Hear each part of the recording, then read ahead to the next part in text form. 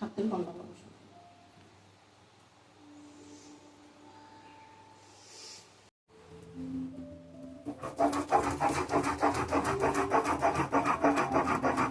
নাকি শর্ট করছিস? কোন দিক দিয়ে করছিস?